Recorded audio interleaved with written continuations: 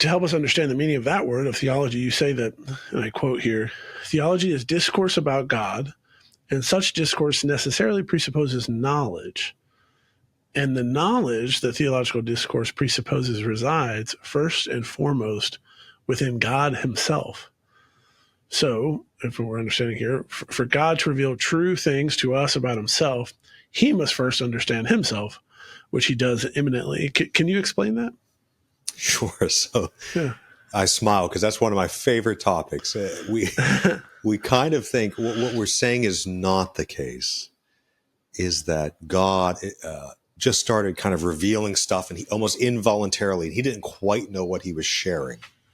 And we're picking up the pieces of divine revelation. Oh, here's the Trinity. Here's the incarnation. Here's the Eucharist. Here's baptism. Here's the papacy.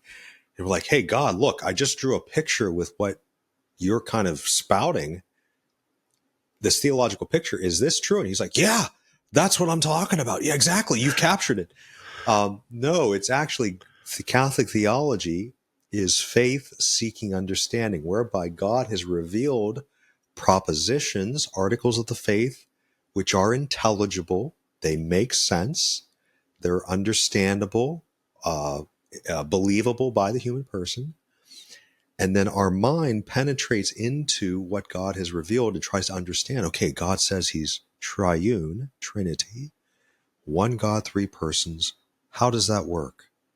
And as our mind begins to reflect upon the principles that God has revealed to us, we're engaging in a work of faith, Trinity. We receive that. We don't prove it. We receive it. Faith. Okay, God, you say you're three in one. I believe that. Faith, but then seeking understanding. Our mind says, what does this mean? And what is literally happening in the work of theology is that we are thinking God's thoughts after him in a human way, in a created modality, in a contingent, composite, step-by-step process. But when I begin to understand, to penetrate, to adore with my mind, which is what theology is, it's kind of a intellectual adoration of this truth that God has revealed. The more my mind grapples with these truths, okay, God, my loving Savior told me this. What does this mean? What does this imply? The more I see, the more truths I recognize in the articles of the faith. Those are all truths that God has already known, because God in his wisdom knows both himself and all things, creation, redemption, that he has done. And so the profound beauty and privilege of all Christians, all Catholics, is that we are invited not just to embrace the faith, which we all are, but we're even invited further to think God's thoughts after him. It's not a fideistic, a mindless faith. The Christian thought begins with faith, certainly, things our mind could never have discovered itself, but God revealed precious truths to us.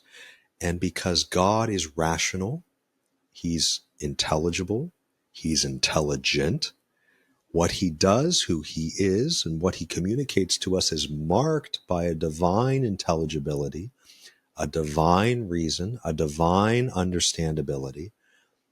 And he invites us to never sufficiently, never completely, because we're creatures, but to think his thoughts after him. And that's why it's so exciting. And you've seen it, I've seen it. Anyone who's ever taught, even if it's in the parish or in schools or much less university or seminary, there are times when you begin to enter in as a teacher or even as a student into understanding what the articles of faith mean. And you can just see in the eyes of the student that we've forgotten everything around us because our mind is penetrating more fully, being conformed more adequately to the articles of faith. And it's almost like a mystical experience, a small m mystical experience, that kind of forgetting of self because you find the truth of God so fascinating. Thinking God's thoughts after him is a profound privilege that rational creatures have, and that is profoundly pleasant, happy, and even salvific.